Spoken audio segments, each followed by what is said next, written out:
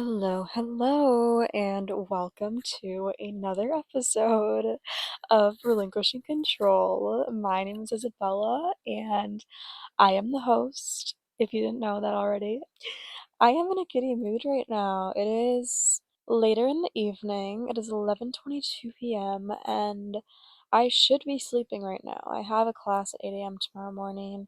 That is what would be logically the healthiest thing to do for my mental and physical well-being, but yet I am feeling inspired and enthusiastic and just would like to yap right now, so that's what I'm gonna do.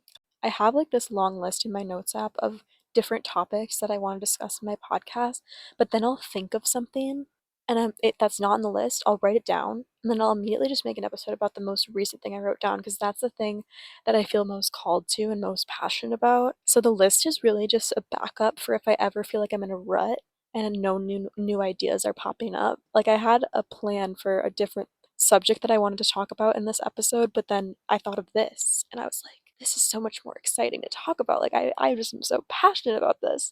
I wanted to talk about why I think we should stop villainizing people for wanting to explore their options and like having options. Like, I don't think that is something that we should villainize people for. Like, I don't. And hot take maybe, but I don't. I think what we tend to do is when we are dating, we tend to put expectations on the people we are dating to want the same things that we want. And we have to be aware that that's not always going to be the case. And we have to be aware that everyone has different intentions with dating. And this is not me excusing, like, I am not excusing hookup culture. I am not excusing using people for your benefit. I think that is disgusting and I will never support that.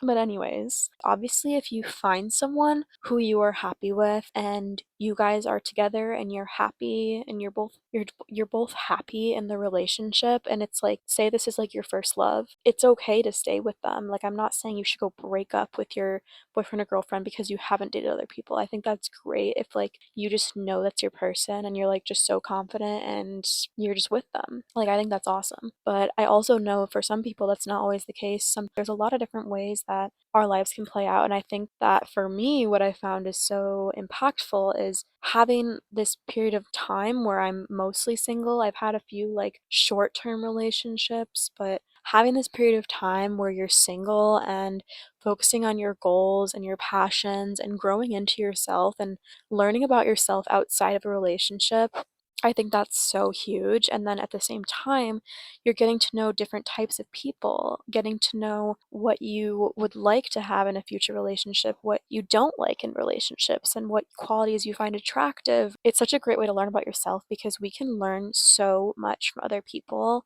We sometimes underestimate how much we can learn from other people and think that like we have it all figured out because this is the way we view things and so that's the way things are, but we can learn so much from other people even if it's just like going on one date with them. Make it fun and exciting and be curious with it. Like that is the beauty of getting to know different people. You learn about new people and through learning about new people you learn about yourself, and that is such a beautiful thing to know yourself and know who you are and just be your person, be yourself outside of your relationships. That is so crucial to have that identity outside of a relationship and outside of just have that inner identity of like who you are, that clear sense of who you are. Essentially, where I'm going with this is I think that sometimes we villainize. I notice this a lot, like with girls to guys, because I feel like I don't want to stereotype at all, but I feel like girls tend to get attached more easily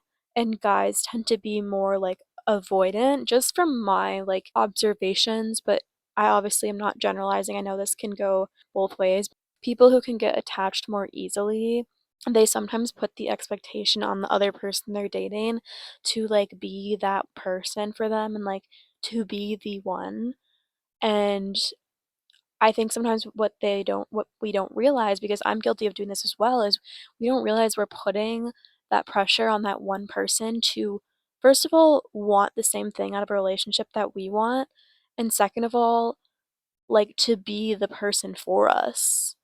it puts so much pressure on it, and it also we end up taking it out on that person if we find out they don't want the same things, like, they don't want anything serious or and I could go into a whole little tangent about serious, quote unquote, and what something serious, quote unquote, actually is. I could go into a whole 'nother ramble about that, but for now, what I am getting at is I think we tend to like take it out because we take it as like personal to us if someone says to us like, "Oh, I don't want a serious relationship right now," or "Oh, like I'm just looking for something fun and casual. Oh, I'm just looking for something short term." I think we tend to take it out on the person and take like personal offense to someone saying that to us. Or like if a relationship doesn't work out, we take like personal offense that the person broke up with us or that the person didn't want to be with us.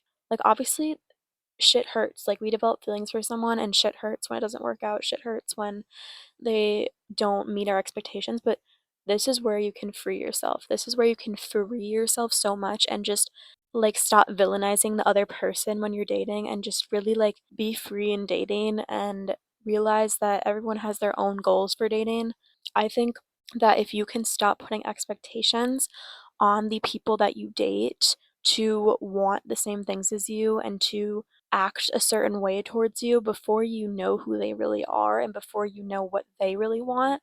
Because as long as you are both being upfront about your emotions and your values and what you want, like that is completely fair to want different things. And I think sometimes what happens in dating is one person wants something serious, other person doesn't, or vice versa. Like there's a lot of ways this can go, but I think sometimes what happens is we expect the other person to want the same thing as us before like opening our mind and respecting what they are looking for.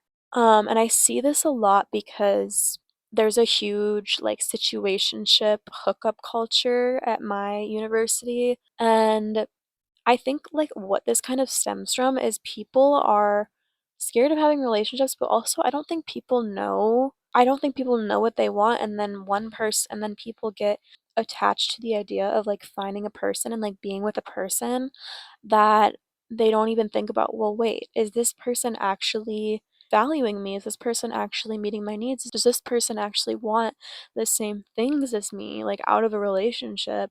I think like sometimes we forget to think about that because we just are so, I don't want to say desperate, like, but we are so like eager to get that attention and that sense of security from another person. And obviously, I'm not like saying relationships and dating is like a bad thing because I think it is a beautiful thing to get to know people and develop new connections with people. I don't regret a single person that I've dated. I think like even looking back now, it's this nice like nostalgic feeling of like this person made me happy and had a positive impact on my life. Even like my relationships that weren't healthy or that like ended and me like being heartbroken, like, I look back and I'm like, there were good memories with this person, like, there were good vibes, like, things were fun. You don't need to, like, regret things that don't work out in dating. I think it's just, like, so fun. Guys, if you are, like, in your early 20s and listening to this, we are so young.